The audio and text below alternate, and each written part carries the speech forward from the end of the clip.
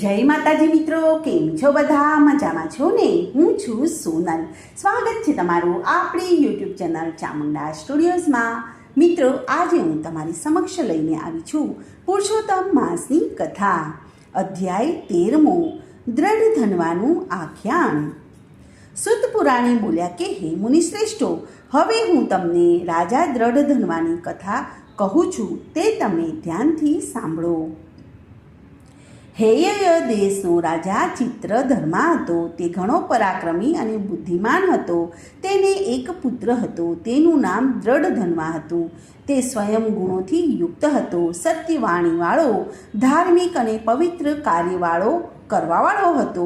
તે ચારેય વેદોનો જાણકાર હતો. તે એક વખત સાંભળ્યા પછી તેને બધું જ તે યાદ કરી લેતો હતો.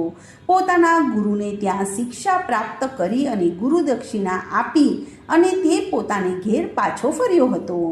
પોતાના પુત્રને જોઈને તે રાજ્ય કારભાર સંભાળી શકે તેવો શક્તિશાળી બનેલ છે એમ વિચારી અને રાજા ચિત્રધર્માએ પ્રભુ સ્મરણમાં હવે પછીના દિવસો ગાળવાનો વિચાર કર્યો. તે તો પુત્રને રાજગાદી સોંપી અને પુતઃ ઋષિના આશ્રમમાં જતા રહ્યા, જ્યાં નિઃસ્પૃહ તથા નિરાહાર રહી અને તપસ્યા કરવા માંડી. કેટલોક કાળ તપ કરી અને છેવટે તે શ્રીહરિના ધામમાં ગયો. દ્રઢધન્વાને પોતાના પિતાના મૃત્યુની જાણ થઈ, એટલે તેણે પિતાની સર્વ ક્રિયાઓ વિધિપૂર્વક કરી અને પુષ્કળ દાન કર્યું. તે નીતિપૂર્વક રાજકારભાર ચલાવવા લાગ્યો. વિદર્ભ દેશની રાજકન્યા સાથે તેના વિવાહ થયા. તેમને ચિત્રવાક, ચિત્રવાહ, મણિમાન અને ચિત્રકુંડલ નામના 4 પુત્રો અને ચારુમતી નામની એક પુત્રી થયા. એકવાર દ્રઢધન્વાને વિચાર આવ્યો કે હું સર્વ પ્રકારે સુખી છું, તેનું કોઈ અગમ્ય કારણ હોવું જોઈએ. મેં એવું તે કયું વ્રત, તપ, પુણ્ય કે દાન કર્યું હશે કે જેના પ્રતાપે આજે હું આ સુખ ભોગવી રહ્યો છું? આવા વિચારોમાં તે ઘણી વખત ખોવાઈ જતો હતો. એક દિવસ દ્રઢધન્વા સવારે ઉઠી અને નિત્યકર્મથી પરવારી અને ઘોડા ઉપર બેસીને વનમાં અંગરક્ષકો સાથે શિકારે નીકળ્યો. તેણે એક મૃગને બાણ માર્યું. આ મૃગ બાણ સમિત ત્યાંથી દોડી ગયું. તેનો રાજાએ ઘણો પીછો કર્યો, પણ શોધખોળ પણ કરી, પણ તે મૃગ રાજાને નજરે ન ચડ્યું. આથી રાજા નિરાશ થઈ ગયો. મધ્યાહનનો સમય થતાં રાજા અકળાઈ ગયો અને તેને તરસ લાગી. એક સરોવર પાસે પહોંચી ગયો અને ઝાડના થડે ઘોડાને બાંધી અને રાજાએ પોતાની તૃષા छिपाવી અને એક ઝાડ નીચે જઈને વિશ્રામ કરવા માટે બેઠો. આ સમયે રાજાએ એક પોપટને બોલતો સાંભળ્યો. તે કહી રહ્યો હતો કે હે રાજા, તું સુખ ભોગમાં મસ્ત બની અને ખરા તત્વને ભૂલી ગયો છે. જો તું ખરું તત્વ નહીં સમજે તો પરમાત્માને કેવી રીતે પ્રાપ્ત કરી શકીશ? પોપટની આવી વાણી સાંભળી અને દ્રઢધન્વા વિસ્મિત થઈ ગયો. તેને લાગ્યું કે પોપટ રૂપે શુકદેવજી મને ઉપદેશ તો નથી આપી રહ્યા ને? આમ વિચાર મગ્ન થઈ ગયા અને ત્યાં તેના અંગરક્ષકો આવી પહોંચ્યા. તેમની સાથે તે પણ પોતે નગરમાં પહોંચી ગયો.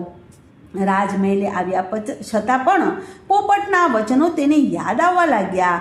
તેણે ભોજન પણ કર્યું નહીં અને સૂતો હોવા છતાં પણ વિચારોના વમણામાં પડ્યો હતો. તેને ઊંઘ પણ ન આવી. રાજાની આવી હાલત જોઈને રાણીએ પોતાના પતિને પૂછ્યું કે હે સ્વામીનાથ, આપ એટલા બધા હતાશ અને સૂનમૂન થઈને કેમ પડ્યા છો? આપને માનસિક શું દુઃખ છે તે મને જણાવો, જેથી હું તમારો આ દુઃખ દૂર કરવાનો પ્રયત્ન કરીશ. રાજાએ કોઈ પણની આગળ કંઈ પણ ખુલાસો ન કર્યો. આથી રાણી, મંત્રીઓ, દાસદાસીઓ અને નગરજનો રાજાના અંગે ચિંતા કરવા લાગ્યા. શ્રી બૃહનારદીય પુરાણના પુરુષોત્તમ મહાત્મ્યનો દ્રઢધન્વાનું આખ્યાન નામનો 13મો અધ્યાય સંપૂર્ણ.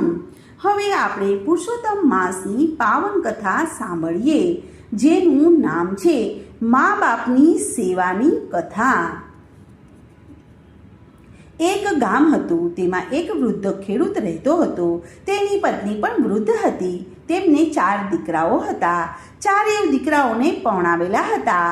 ચારેય દીકરાઓ વારાફરતી મા બાપથી અલગ થઈને જુદા રહેતા હતા. ખેડૂત અને તેની પત્ની વૃદ્ધ હોવાથી કંઈ પણ કરી શકતા ન હતા. છતાં પણ રગડધગડ કરી અને બંને પોતાનું પેટ ભરતા હતા. તેઓ દીકરાઓ અને વહુના ઓશિયાળા થવા માંગતા ન હતા. એવામાં પુરુષોત્તમ માસ આવ્યો. એટલે ખેડૂતે પોતાની પત્નીને કહ્યું કે આપણે કોઈ એક દીકરાની ભેગા રહી અને પુરુષોત્તમ માસનું વ્રત કરીએ. પત્નીએ હા ભણી એટલે તેઓ મોટા દીકરાના ઘેર ગયા. મોટા દીકરા અને તેની વહુ એ તેમને આવકાર આપ્યો. વાતમાં ખેડૂતે જણાવ્યું કે પુરુષોત્તમ માસ આવ્યો છે એટલે અમે 1 મહિનો તમારે ત્યાં રહીશું અને વ્રત કરીશું, કથા વાર્તા સાંભળીશું અને પુરુષોત્તમ ભગવાનનું ભજન કરીશું. જ્યાં 1 મહિનો રહેવાની વાત આવી એટલે મોટા દીકરા અને વહુનું મોં વાંકું થઈ ગયું. તેમણે કહ્યું કે અમારી ત્યાં સૂવાની સગવડ નથી, જેથી તમે નાનાને ત્યાં રહો. ખેડૂત અને તેની પત્ની ત્યાંથી ઉઠી અને તેમનાથી નાના દીકરાને ત્યાં ગયા. તેમને મા બાપ ઘણા દિવસે આવ્યા છે એ જાણી અને આવકાર આપ્યો. જ્યારે 1 મહિનો રહેવાની વાત આવી એટલે તેમણે પણ ગલ્લા તલા કરી નાખ્યા. તેનાથી નાનાને ત્યાં રહેવા જવા માટે જણાવ્યું. મા બાપ ત્રીજા દીકરાને ત્યાં આવ્યા. ત્યાં પણ તેવી જ પરિસ્થિતિ થઈ ગઈ. છેવટે કંઈક નિરાશ વદને તેઓ ત્યાંથી સૌથી નાના દીકરાને ત્યાં ગયા. નાનો સમજુ અને વિવેકી હતો. તેની વહુ પણ સમજુ હતી એટલે પોતાને ત્યાં મા બાપને રાખ્યા. દરરોજ ડોસા ડોસી નદીએ જઈને સ્નાન કરી કથા વાર્તા સાંભળીને ઘેર આવે. નાની વહુ તેઓના હાથમાંથી ભીના કપડાં લઈ અને દરવાજા ઉપર નાખી દેતી હતી.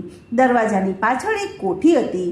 વૃદ્ધાવસ્થાને લીધે તેઓ ભીના કપડાં બરોબર નીચવી શકતા ન હતા. તેથી તેમાંથી પાણીના ટીપાં નીતરીને કોઠીમાં પડતા હતા. ઘરનાને કોઈને પણ ખબર નથી કે આ પાણીના ટીપાં મોતીના દાણા સ્વરૂપે બને છે. ડોસા અને ડોસી એકટાણું કરતા. તેથી નાના દીકરાની વહુ દરરોજ જુદી જુદી જાતની જમવાની વસ્તુઓ બનાવતી હતી અને સાસુ સસરાને ખવડાવતી હતી અને પાસે બેસીને પંખો નાખતી હતી. આ જોઈ અને ડોસા અને ડોસીના આતડીઓ અને તેમને આશીષ આપતી હતી. એમ કરતાં કરતાં પુરુષોત્તમ માસ પૂર્ણ થવા આવ્યો. ડોસા અને ડોસીઓએ 2-4 બ્રાહ્મણોને જમાડી અને કંઈક દાન દક્ષિણા આપી તેનું ઉજવણું કરવાનો વિચાર કર્યો. તેમની પાસે 2 પૈસા હતા તો તેમણે પોતાના નાના દીકરા અને વહુને આપ્યા અને ઉજવણું કરવાનું સૂચવ્યું. પુરુષોત્તમ માસના છેલ્લા દિવસે કંઈક કામ પડતા વહુએ કોઠીમાં જોયું તો તેને કંઈક ચમકતું દેખાણું. તેણે અંદર હાથ નાખ્યો તો તેના હાથમાં મોતીના દાણા આવ્યા. તેણે તરત જ પોતાના પતિને બોલાવીને આ બધું બતાવ્યું. બંનેવ તેમાંથી થોડાક મોતી લઈ અને ગામના ઝવેરી પાસે ગયા અને તેમને બતાવ્યા. ઝવેરીએ તે સાચા મોતી છે તેમ જણાવ્યું. તેમણે તેમાંના થોડા મોતી વેચી અને રોકડ રકમ લઈ અને ઘેર આવ્યા અને મા બાપના પ્રતાપથી અમને પુરુષોત્તમ ભગવાનની કૃપાથી આ બધું તેમને માન્યું અને તેમણે પોતાના મા બાપને આ વાત કરી અને બધા તો રાજીના રેડ થઈ ગયા. હવે 2-4 બ્રાહ્મણોને લીધે બદલે તેઓ 51 બ્રાહ્મણોને જમવા માટેના નોતરા આપી આવ્યા. પોતાના ભાઈ અને ભાભીઓને પણ જમવા માટે બોલાવ્યા. સગાવાલાઓને પણ જમવા માટે બોલાવ્યા. સારી રીતે ઉજવણું કરવામાં આવ્યું. 51 બ્રાહ્મણોને સારી રીતે દક્ષિણા આપી. 3 ભાઈઓ અને તેમની વહુઓ ભેગા મળીને અરસપરસ વાતચીત કરવા લાગ્યા કે નાના પાસે એટલી બધી સંપત્તિ ક્યાંથી આવી? ચોક્કસ આમાં કંઈક ગોટાળો લાગે છે. તેઓ તરતરની વાતો કરવા લાગ્યા. સૌથી મોટા વહુ એ ધીમે રહીને નાનાની વહુને પૂછ્યું કે આ બધું તમે ઉજવણું તો ભારે ધામધૂમથી કર્યું છે, પણ તેના પૈસા ક્યાંથી આવ્યા? ત્યારે નાની વહુએ બધી વિગતવાર કહી. આથી 3 મોટી વહુઓને પસ્તાવો થયો. તેમણે નક્કી કર્યું કે હવે પછીના પુરુષોત્તમ માસ આવે ત્યારે અમે પણ બા બાપુજીને અમારે ત્યાં રાખીશું. 3 વહુઓ પુરુષોત્તમ માસની વાટ જોવા લાગી અને પાછો પુરુષોત્તમ માસ આવી પહોંચ્યો. 3 વહુઓ સાસુ અને સસરાને રાખવા માટે લડવા લાગ્યા. છેવટે બધાએ મળીને નક્કી કર્યું કે સૌથી મોટા દીકરાના ઘરે બા અને બાપુજીને રાખવાના અને છેવટે જે મોતી મળે તેમાં 3નો ભાગ એવી રીતે ગોઠવ્યું. મોટા દીકરાની વહુએ પુરુષોત્તમ માસના પહેલા જ દિવસે મા અને બાપને કહી દીધું કે તમે નદીએ સ્નાન કરીને આવો એટલે તમારા ભીના કપડાં અમને સોંપી દેજો, તેને બહુ નીચવશો નહીં. મા બાપ બિચારા જેમ વહુ કહે તેમ રીતને કરવા માટે તૈયાર હતા. હવે દિવસો વીતવા લાગ્યા. વહુ તો લાલચની મારી મા બાપને સાચવવાનો ડોળ કરવા લાગી. તેમને તો મોતીઓના સ્વપ્ન આવવા લાગ્યા. છેવટે પુરુષોત્તમ માસ પૂરો થયો. ત્રણેય દીકરાઓને ત્રણેય વહુએ મળીને ઉજવણું કરવાનું ગોઠવ્યું. તેમણે તો આખા ગામને જમવાનું આમંત્રણ આપ્યું અને ઉજવણું કર્યું. ગામને જમાડ્યું અને બ્રાહ્મણોને પણ સારી એવી દક્ષિણા આપી. બધું કામ પતી જતાં ત્રણેય દીકરાઓ અને વહુઓ જ્યાં કોઠી રાખી હતી ત્યાં ગયા અને કોઠીમાં હાથ નાખીને મોતી લેવાનો પ્રયત્ન કર્યો તો તેમના હાથમાં માટીવાળું પાણી આવ્યું.